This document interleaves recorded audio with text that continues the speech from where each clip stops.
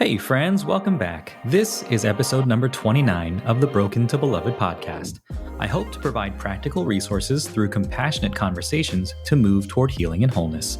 We have another episode swap for you today. Today, I'm featuring an episode from my friend Amy Fritz and her Untangled Faith podcast, where she invites her listeners to join her for conversations about what it's like to hold on to your Christian faith while untangling it from all the things that should never have been tied to faith in the first place. If you haven't been following or listening to Amy, be sure to check out the Untangled Faith podcast. This conversation was originally recorded in August of 2023, but it's still relevant today. She speaks with Dr. Karen Swallow Prior about how history and culture have influenced us and the evangelical faith in ways that we often don't realize. It's a great conversation, and I hope you enjoy. What if I told you that the way we understand our faith has been formed by the culture that we're living in and its stories and images and metaphors? That is the argument that today's guest, Dr. Karen Swallow Prior, makes very convincingly on today's episode of the Untangled Faith podcast. I'm Amy Fritz, and you're listening to the Untangled Faith podcast, a podcast for anyone who has found themselves confused or disillusioned in their faith journey. If you want to hold on to your faith while untangling it from all that is not good or true, this is the place for you. I've admired Dr. Karen Swallow Prior for a long time. Last year, I had the fortuitous experience of running into her and being able to have a dinner with her at a home of a friend. And she is exactly in person what I had hoped she was from afar.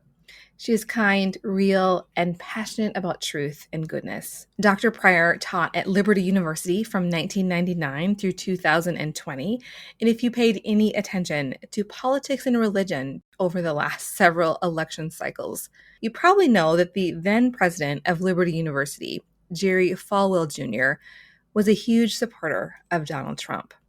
At the same time, Dr. Prior was an outspoken critic of Trump. Also during this timeline, many brave women came forward talking about their experience of being abused while students at Liberty University and how the institutional response failed them. Liberty University was sued by 12 women in 2021. Here's an excerpt of an article from CNN about the lawsuit. The lawsuit includes claims of sexual assault and accuses the Lynchburg School of creating a hostile environment toward the plaintiffs. I mention this to give you some context about Dr. Prior.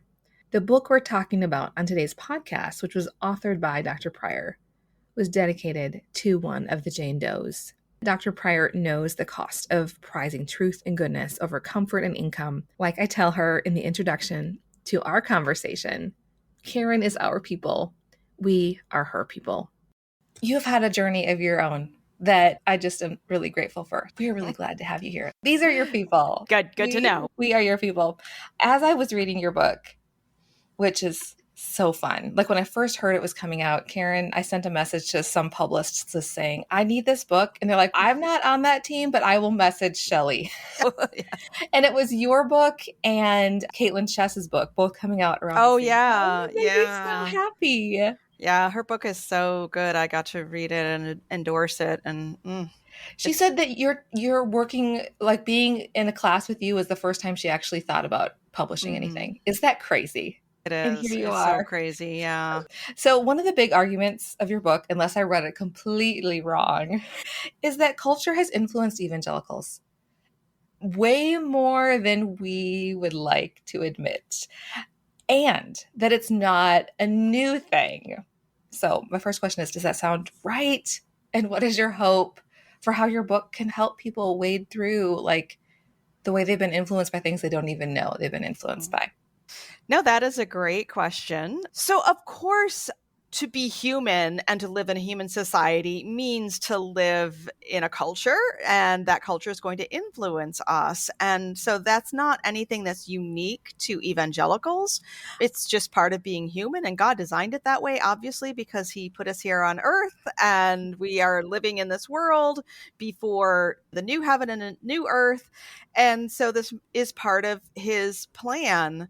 But with that said, I would say Evangelicalism is probably more influenced in some ways by the culture than perhaps other communities or even religious communities, because it was always from the beginning sort of a response to culture in many ways, and we can talk about that more.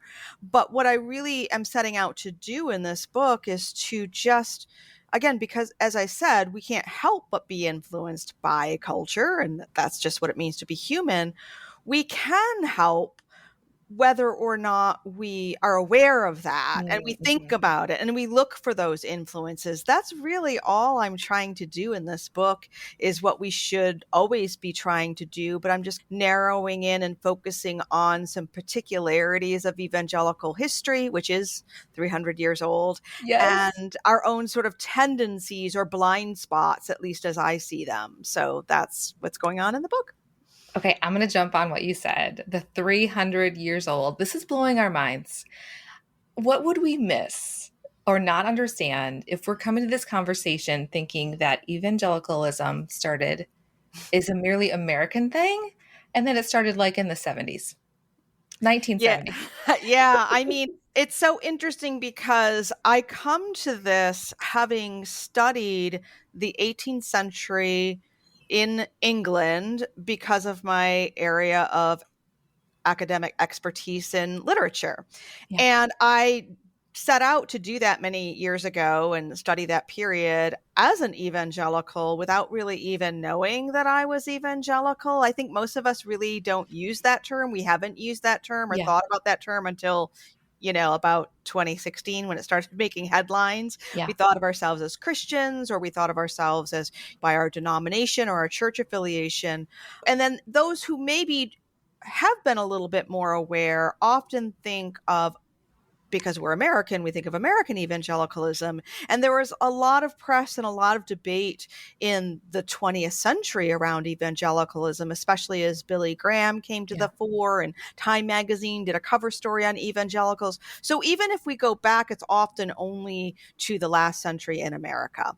But again, and I give this history more in the book, but basically what was called the evangelical revival arose in England in the 1720s, led by the Wesley brothers, John and Charles, and George Whitefield, many others, but they were the pioneers. It spread across the ocean to America and took the form of what we now call the Great Awakenings.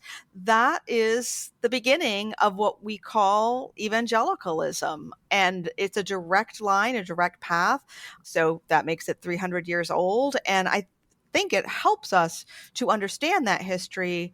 And a lot of people want to reject the term, and I get that's a different conversation, but we Yes. have to at least acknowledge that this term didn't develop in the 20th century or in 2016 or whatever. It's much older than that. Yes, it has a long history. I wanted to read a quote or like an excerpt that you had put in your book. And this, you're going to recognize it right away, from David Foster Wallace, from his speech, where that he'd given this commencement speech in 2005, where he said, "There are these two young fish swimming along, and they happen to meet an older fish swimming the other way, who nods at them and says, 'Morning, boys, how's the water?' And the two young fish swim on for a bit, and then eventually one of them looks over at the other and goes, 'What the hell is water?'"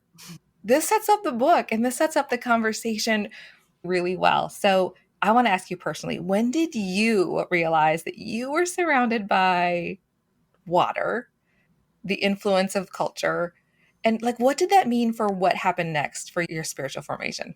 That's a good question. And of course, I love that quote. It's famous and it really So just good. explains the way culture works. Right. Again, We not weren't just for aware of it. evangelicals, but for everyone. But when did I discover it? I think oh goodness, I'm so old and I have such a long history. So the short version of it, I guess, I mean, there are many chapters to it, is, Yeah. I really, and anyone who knows a little bit about me may not know this. Those who know a little bit more, maybe know a little more, but I actually was formed very much by what we call the culture wars. So in the late 1980s to the early 1990s, I was young. I was a graduate student. I was newly married. I went to a very conservative, independent church, a very good, healthy church, but very conservative, maybe even almost fundamentalist. And that was the time of the culture wars. And I was because I had grown up in a very secular environment, or I was raised in a Christian home, but we lived in liberal, secular communities in the Northeast, I felt very displaced as a Christian. And so the culture wars came along, and I was very much formed by them and approached culture in that way in my 20s and 30s, and for a long time did. I have an activist spirit. My spiritual gift is prophecy, so it just fits in with my personality and the way I'm made. But I would say, even though I have that posture and that personality, I was always fighting against the Christians who wouldn't read the good literature or see the good films or go to the art museums or just be welcoming to unbelievers and to people who don't think like we do, whether inside or outside of the church. So I always existed in this tension for so long because I was an academic, but I was also a conservative Christian. Yeah. So I would just say this has been my life since I was really a fairly young adult. And now it's not so much that I'm in the culture wars against the culture. I want Christians to change the culture, yes, but we have to change it in a way that we embody and demonstrate who Christ is and how he is. And I mean, that was like a really long answer, but it was such a good question that I haven't really thought about. No, I get it. I was having a conversation. You say you're really old, but let me tell you, when I went to college in, I don't know, late 90s, I had just bought this t-shirt that I was real proud of, Karen. And it said, "How can a moral wrong be a civil right? It can't. Read the Bible." And I wore that shirt proudly. And now I think, I don't think I'd wear that shirt today because I don't know what I was hoping to accomplish with that. So I get it. I was very much into that, like, who we are was about who we were against and making rules and not a whole lot of nuance, not a whole lot of introspection. So I can relate in some ways. And I have seen, one thing I really do appreciate about you is that I have seen you grapple with some of that and grapple with some of those changes publicly in some of your writing and saying, I did this and I regret it. Like you talk in the book about how there are things we don't know. And when we do know, we have a chance. There is that opportunity then to make a decision about what we do. Either we acknowledge it and we do something, we like say thank you to the Holy Spirit for revealing that, and we ask for him to do that work of sanctification, or we just refuse to see it. So I've appreciated that in you, and I think this is a big moment for our history as evangelicals. Are we willing to see the things that we didn't want to see now that some of the curtain is being pulled back? So what have you seen with that?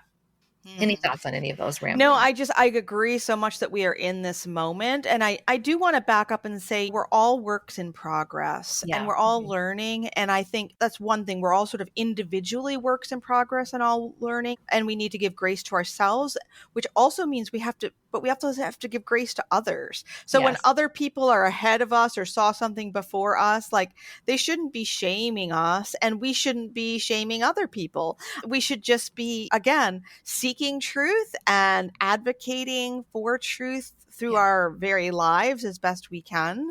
And then the other thing, and this is what you were alluding to when you talked about the curtain being drawn back, the other thing is not only are we works in progress and we're growing and learning, but also culture does change. You know, I'm a writer, obviously, we're talking about my book.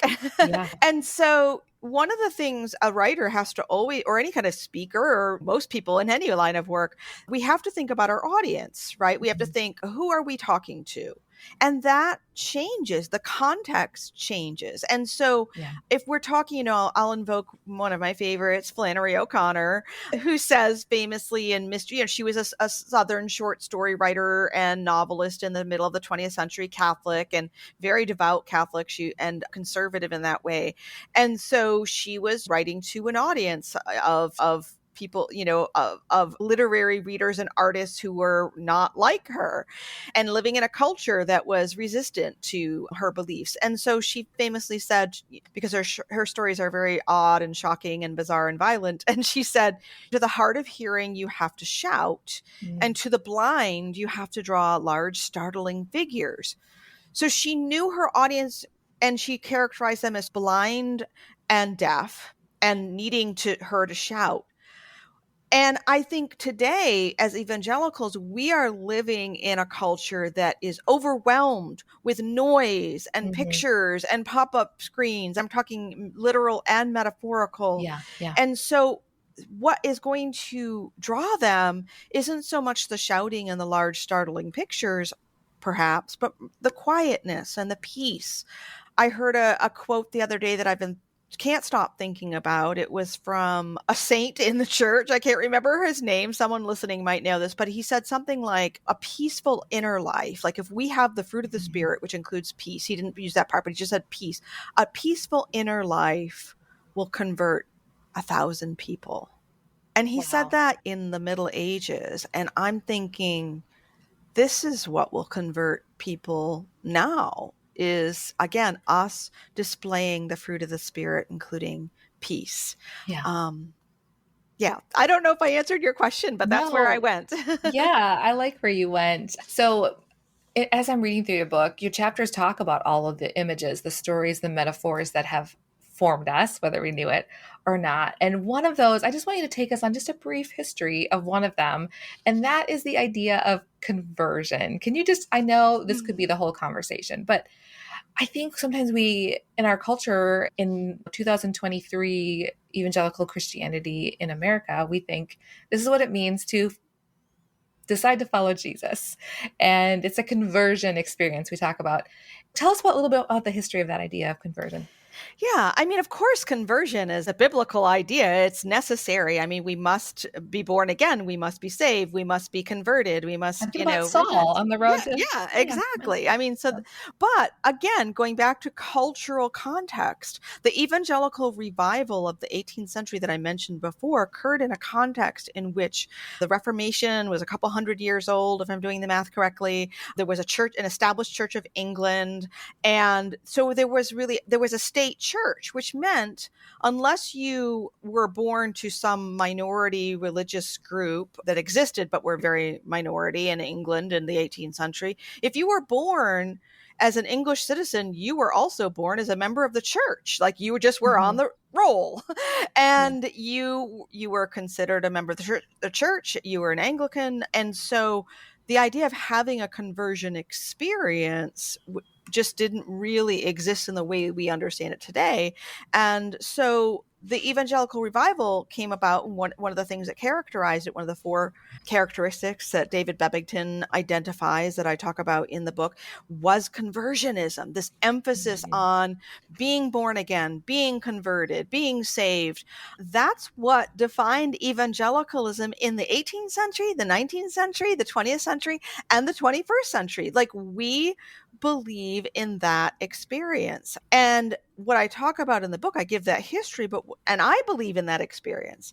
But what I'm trying to draw out is if we just assume that is what everyone believes and their emphasis, then where do we put, for example, maybe a high church or Catholic friend who we know loves the Lord, but they don't have that language or even that experience? Is it possible that they also are converted in the way that we would understand it, but just have had a different experience and can't pinpoint the day or the time or the hour?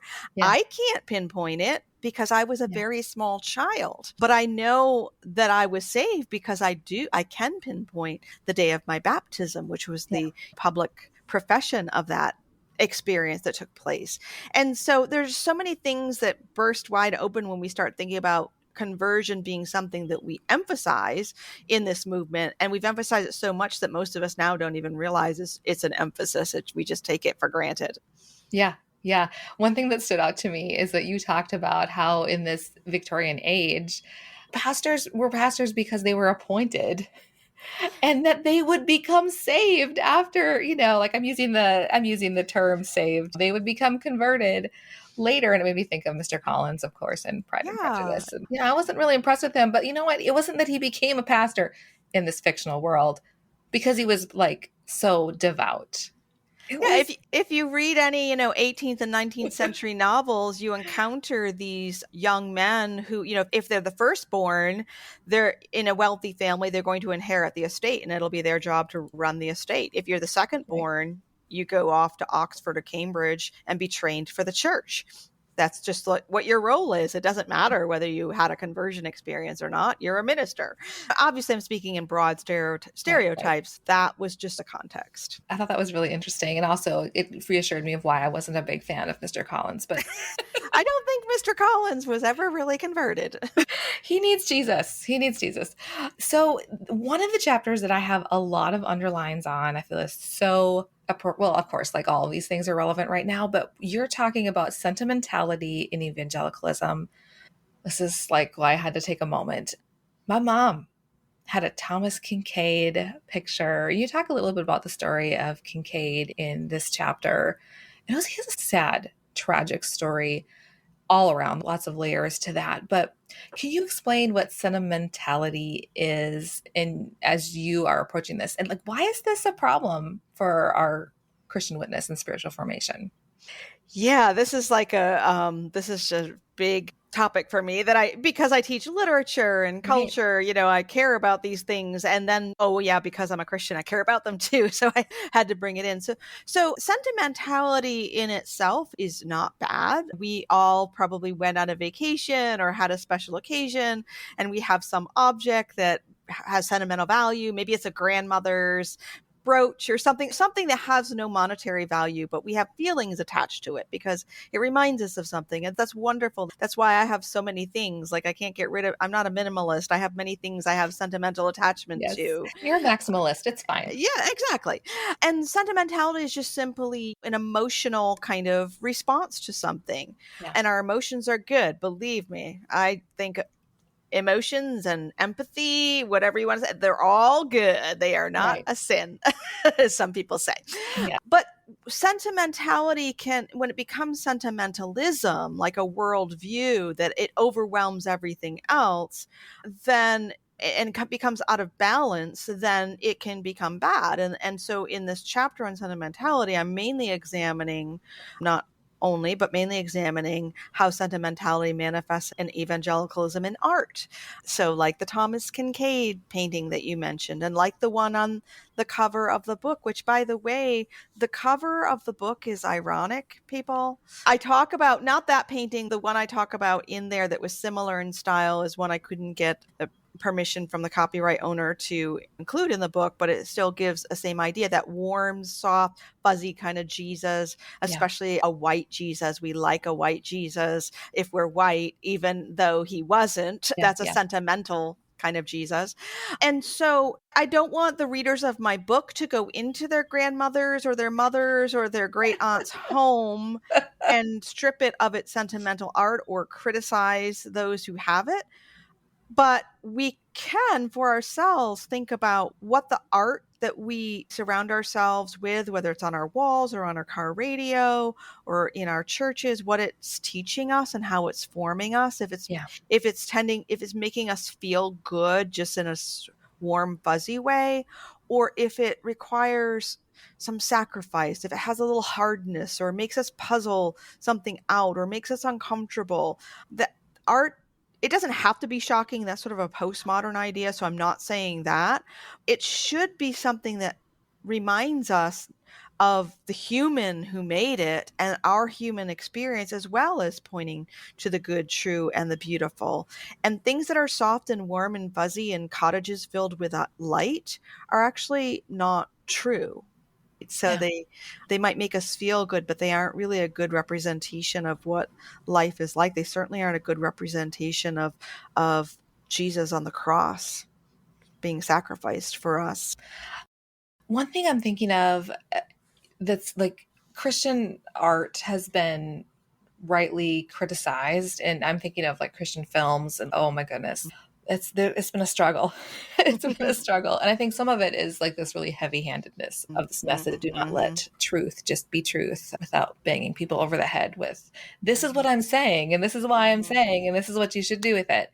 But one thing I'm thinking about that's like right now is there's a movie that came out last week, The Sound of Freedom. And I was thinking about that. Now, people might not think about that. It's not a Christian film, but I'm thinking about the sentimentality in regard to that. And I don't know if you're aware of it very much, but it just came out around the 4th of July. It's based on the story of this former government agent that his name is Tim Ballard, I think. And it's about him going and rescuing children from trafficking in Colombia. Only there's a couple issues with the film. There's some controversy over it. First of all, like there might not be completely true. The main actor is very QAnon adjacent, as well as the person whose life story this is based on. And like the idea of trafficking, really, the big idea of trafficking really isn't about dramatic rescues. And the way we're going to be able to fix it isn't going to be dramatic hero rescues. And it's not really a big, I mean, while there are children that are kidnapped, that absolutely happens. That's not the big issue when it comes to trafficking. And I'm just wondering, as you said, everybody's posting on my Facebook saying, go see this movie. It's so wonderful. It'll change you. And I'm wondering, like you say, you're afraid with sentimentality that it reinforces rather than refines your beliefs. Any thoughts on that? Yeah, I mean, so I'm aware of that film. I haven't seen it, so I'm going to make some observations about this type of thing, Sure. Yeah. which may not apply to this film. But you're pointing to a really good and kind of a hard example, because it's so hard to be critical of these things that are kind of like doing good work. But this is what I would say about that. We do. Again, part of it is being human. We do like our romances. And when I say, I'm talking about a capital R romance, not just the things that we see in Hallmark movies, which if you watch them, that's another kind, and that fits in the category. But we like our white knights in shining armor, and we like our cowboys and the villains, and we like our heroes and the villains. I mean, even Star Wars is, again, this isn't just evangelical. Even Star Wars is essentially a romance with the white suited guys and then the Darth Vader, and I think there's a spoiler there, but oh no. yeah like so there are many forms of romance as I'm speaking of it. And again, I love stories, so I'm not dismissing the power of those stories, but we have to recognize them for what they are. We have to recognize that they're myths, they're legends, they're romances. They aren't realistic. Because as you just pointed out, and I'm not an expert in this, but I've read enough and you're suggesting it here, the real scene and the real ground for trafficking is much more mundane and much more ordinary and not writ so large as what we see in these kinds of films. And everyone wants to rescue the child, which we should, out of this situation, and the hero who does that is wonderful. But it's easier to do that and talk about that than it is to consider the patterns of our consumption that are contributing to like Pornhub and the kind of pornography that, is held in people's phones every day, or supporting that kind of thing. I mean, there are just so many, or just the sexualization of children that in everyday occurrences all around us, whether it's little beauty pageants or just advertising. I mean, these are all things that contribute to. It's not as interesting of a movie. I don't know. People are just not as excited about going to see a movie about how can we help an economy that is so struggling and is so corrupt, wherever it is, so that these women and children are not susceptible. How can we help set them up with jobs so that they can, like that? That's where the real not sexy work is. Right. And it's long, and it takes a long investment, but it doesn't make for a good movie. Exactly. What you said also about sentimentality, and I think you were quoting somebody, is that sometimes that emotion that we get after it keeps us from actually doing the thing. We feel like we've done something. We feel like I was moved. And then nothing happens. You just feel moved, and that makes you think, and then nothing happens. Yeah. I mean, again, that's a tricky line. I mean, because maybe I don't want being to be moved moved. is Being is moved the isn't right. bad, And right? being moved is the first step, but the Yeah. problem becomes when that's the last step too. And so I think the quote you're alluding to is the one is Milan Kundera's definition of kitsch, which is just like, that's the difference between good art that moves us and bad art that moves us, is that kitsch draws us back to ourselves. Oh, look at me, how wonderful it is to be moved. It drew a tear out of me. Don't I feel better about myself because I'm crying at this emotional scene, or I feel bad about this trafficking situation? But if it ends there, then it's kitsch. It's sentimentality. Yeah. As you're saying this, it's not really related, but I just am so grateful. I've interviewed 3 people where this stands out to me. You, Caitlin Chess, and Dr. McKnight.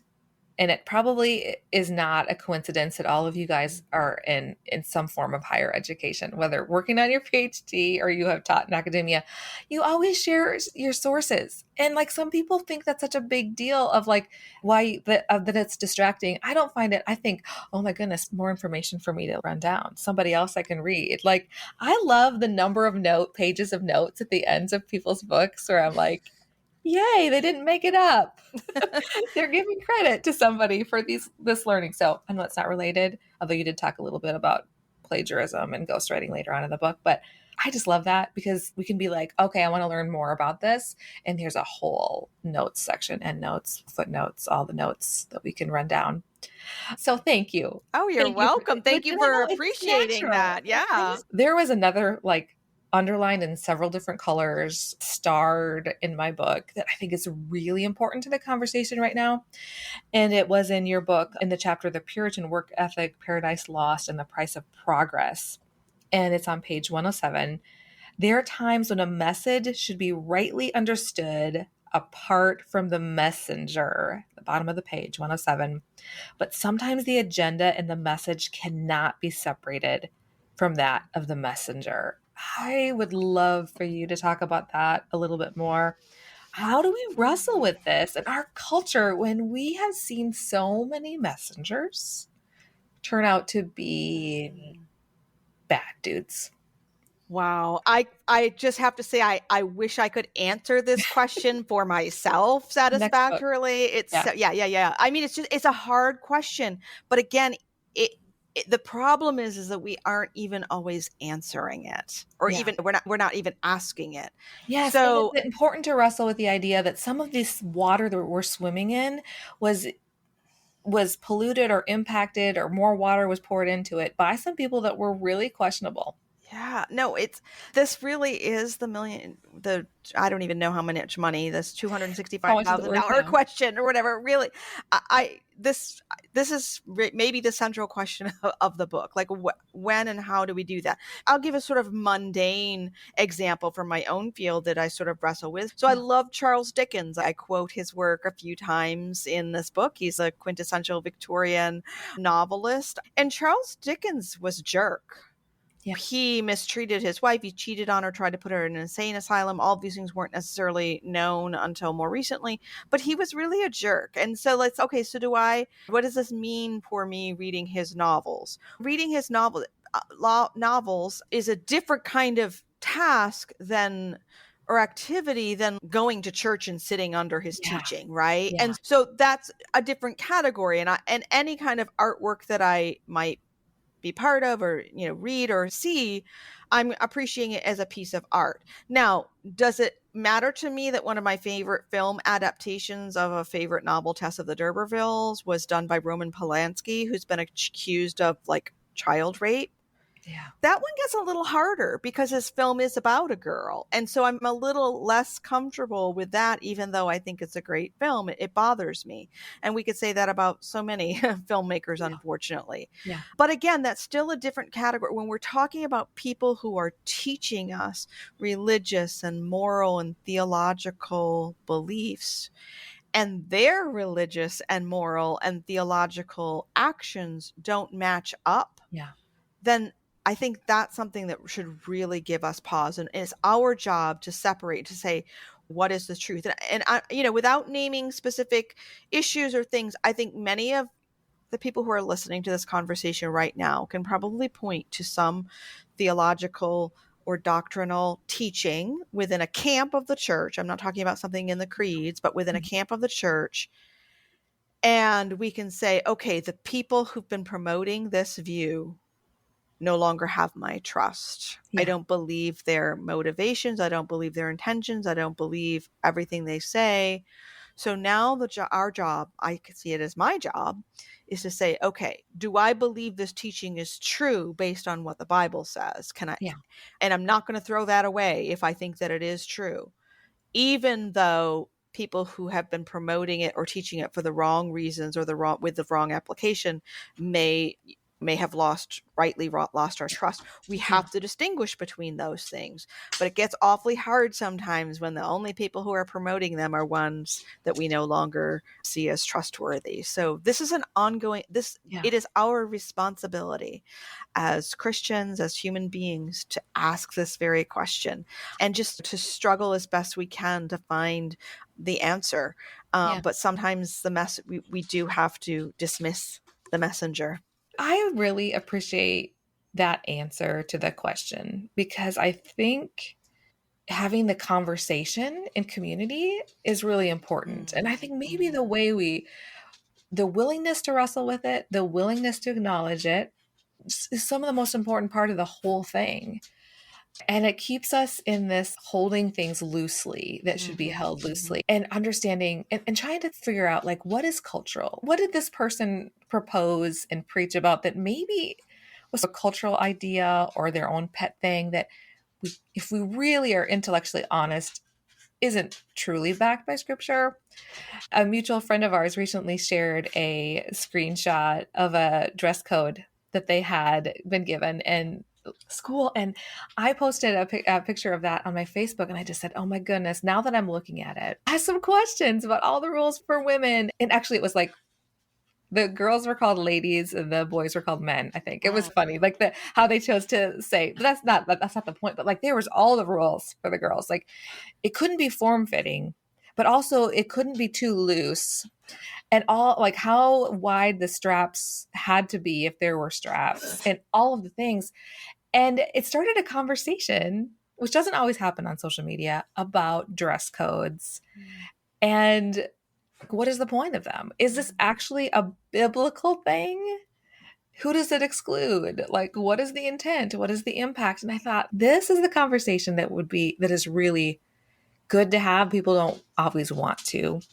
Caitlin Chess, who I just interviewed, often talks about how it's a lot easier to make a rule about things or a law about things than it is to sit down in community with people in like kneecap to kneecap, have the conversation about the ramifications of certain things. So just curious of your thoughts. Did you see the dress code conversation? Any thoughts on how culture, even in our, like, we think about these things like it's a theological, the Bible is clear thing, when clearly we have the fashions change every year. Oh no, I love talking about fashion and dress code. It's so great. And I have so many thoughts. So we'll just. You worked at a Christian institution. Yes, Did you ever have to enforce a dress code? Oh my goodness. I got stopped 4 times by RAs for violating the dress code when I was a professor, because I didn't know what the dress code was, and they didn't know I was a professor. And I was just like, oh, okay, thank Karen, you broke the rules. I didn't. Was your skirt too short? Were you showing there was a slit in my skirt, and then one day my dress had, because I did have to wear a dress at that time as a faculty member too. It had an inner lining, but so I wasn't wearing a slip, but someone saw I wasn't wearing a slip. Anyway, I didn't know what the dress code was. I just dressed the way I liked. But so for the dress code for students anyway, but I was young then. No, this is the thing. It's absolutely fine for places to have dress codes and to explain why they have them. Yeah. But they should not be basing it on biblical reasons. So if it's just like, well, in our culture, this kind of dress or, is seen as provocative. I mean, I still wouldn't agree. Yeah. It's kind of, it's creepy, but still just a theological thing. Yeah, exactly. And so, I mean, in a former institution I worked in, for example, I had a problem at the time. I would express this. The men had to wear suits and ties, and they had to have their hair cut a certain length. fine. But don't say this is biblical. Just say we want to establish like a business-like atmosphere. We want a business dress code. Okay, just call it what it is. A lot of people don't know the story, but when I started teaching at a Christian university 25 years ago, my husband decided to get his teaching certificate. So he enrolled as a student. He had beautiful long hair and he had to get it cut to take classes. And I'm still a little bitter about it. It's never the same after it has to be cut all the way Yeah. out. So how can you say it's cultural? And that is Yeah. fine, but at least identify it for what it is. And don't let creepy people measure women's clothing. Now, Yeah, I still remember kneeling on the ground to make sure my skirt was long enough in school. And it was a woman that was there for the dress check and everything. But I just think it's fascinating. it's culture. And, you know, one other aspect of this, that this could be a whole show on itself, but I am someone who does, you know, I do care about modesty in young women in a different way. But one of the things that I notice, mainly because I want them to be confident in other things about themselves and, their sex appeal. But one of the things is that if you are poor or young or disenfranchised in some way, you often get your clothes either used or at cheap stores. The clothing is cheap and ill-fitting and doesn't look good. And these, a lot of times I see young girls who they're just wearing what's available easily. And because that's their only choice that they have. And to be condemning of that, to judge someone because they don't know any better or don't have access to anything better, then we've got all our values mixed up. Yeah, or your body is a size that doesn't fit a dress code. Right. Exactly. Yeah, exactly. I think there could be a whole dissertation on the origins of dress codes, like where they came from, what the point was. And I think it would be fascinating and probably a little bit horrifying, possibly. All right. So the first thing I noticed when I opened up your book was I open it up and there's a dedication in the beginning of the book. I didn't know if it made the cut. To Jane Doe too, whose courage, strength, integrity, and grace truly demonstrate the way of Jesus. Now, my understanding is the Jane Does that had to do with a Christian institution that you worked at. I would love for you to talk about your experience in being at a place that claimed to represent Jesus and in some ways did some wonderful things, but also cause harm, and the tension for you in staying and deciding when to go and how to stay and like what to say and what not to say, whatever you feel comfortable sharing about that. Talk about things that could be a whole episode on their own, but no, it's a fair question. And no, that dedication is in the cut. It's slightly more poetic. I just altered it slightly, but that's the gist of it in the final version. But and I do mention this in one of the chapters. I think it's the one on empire. Because I've been part of the evangelical empire now for a long, long time, and I'm just sort of thinking about that and asking myself what that means or meant and what my role is now. And I say somewhere in the book, in this context, basically, that institutions can do so much good. That's why I think institutions are important, because they pool resources and people, and so much more can be done by an institution than an individual. And yet those same resources and that same power and that same money can be used to do wrong, or the institution itself can become more important than the individual soul or the person who's thrown under the bus, to use a metaphor that's meaningful to me in many ways. Yes. And the thing I say in the book is I don't know how to do the kind of math that says, okay, this institution has done more good than harm. And I don't think in God's economy, it is a mathematical equation. I think it's the equation that a lot of institutions aren't asking. And But we do have to ask. And the way that I've navigated that just quickly is because I don't have the answer. I just, before the Lord every day, in years past, in years more present, and days more present, I have just said to the Lord, please make it clear to me when I stay, when I go, when it's time to give up, how to be faithful. And that answer is going to be different for each of us in different situations. Yeah. The Lord is using us all, but we are still accountable before Him, I think, to ask that question and ask what obedience and faithfulness look like where He has us and when He has us there, and then be faithful to move when He provides the clarity to that answer. And that's hard. So as I'm going to wrap us up with one final question. What is one of your biggest hopes for this book? As you birth this book out into the world, what are you hoping for? You know, what I'm hoping for is I hope that people will pick it up and read it and think of 100 different things that I didn't cover in the book. I really wanted to set forth a model because there's so many things I could have written about these images, metaphors, stories, the underlying assumptions that we aren't examining. I just wanted to model for them, this is the way we need to think about how we think and how we're formed, and go nuts, go crazy, find all the other ones that I didn't talk about.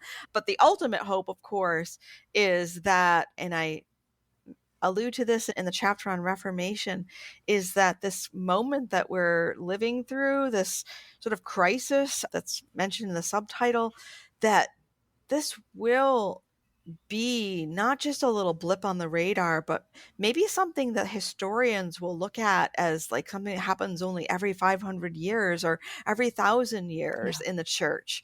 Something is happening. And I may not live to see the results, but I do want history to show that something good happened at this moment in the church. And I certainly want the Lord to see that. And we all have a part to play, and none of us have the whole key, but the Lord sees, and the historians might tell. They might. I said that was my last question, but I want to ask one more. If we want to expand our imagination a little bit more, other than the Bible, what book do you love to help people think about, maybe as even a tied to the evangelical imagination? One of the big influences on me, and I mentioned him in the book, is James K.A. Smith. And so this has been around for years, but if you haven't read You Are What You Love, which is kind of his, general audience version of his academic series on this topic of how our desires are cultivated, I think that's a good book that can continue thinking in this way. And then just sort of on the other end, a great novel, The Brothers Karamazov or Jane Eyre, which really The Brothers K is pretty long, isn't it? Yeah. Okay. I'll go with Jane Eyre, because it really is the allegory of a modern Christian soul living in a nominally Christian culture and trying to be true to her faith. Yeah, I'll go with Jane Eyre. It's thick, but it's a faster read. Yes. Yeah. I loved this conversation with Karen so much. And if you want to keep the conversation going with me, I would love to hear from you. You can connect with me on Threads, where you can find me as Amy Fritz, or Amy Fritz on Blue Sky, and I'm Untangled Faith on Instagram. If you'd prefer email, send me a note to amy@untangledfaithpodcast.com. Thanks so much for listening, everybody. I'll see you next week. What a fascinating conversation. You can find show notes and transcripts at our website. Please subscribe or follow our show and leave us a rating and review, or share with a friend. If you're looking for a way to support us, you can give a tax-free donation at brokentobeloved.org/givingtuesday. Thanks so much for taking the time out of your day to listen. I hope it's been helpful. Here's to moving toward healing and wholeness together. I'll see you next time.